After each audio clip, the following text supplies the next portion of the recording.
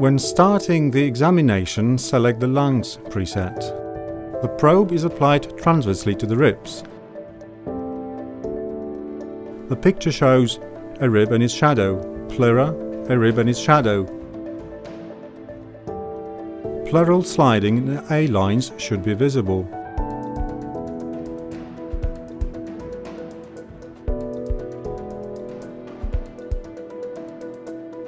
Remember to adjust focus,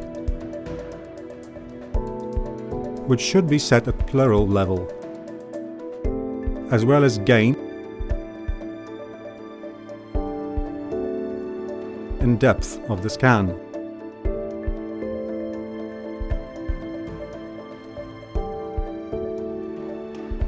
It's also important to control dynamic range to improve the contrast. If you have trouble seeing pleural sliding, reduce the depth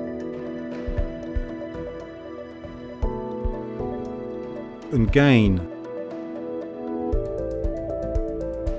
Remember that the wrong TGC setting can hinder you from analyzing artifacts. This is how the lung image looks on the linear probe. We can see a rib and its shadow, and between them pleural with sliding and A lines.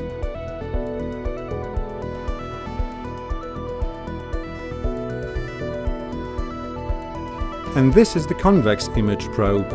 We can see a rib and its shadow, a rib and its shadow, and between them pleural with sliding.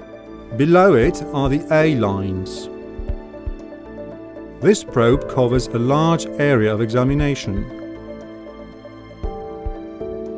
The advantage of the Microconvex transducer is detailed imaging of small subpleural changes. The compact size makes it easier to examine the posterior range in a patient put horizontally.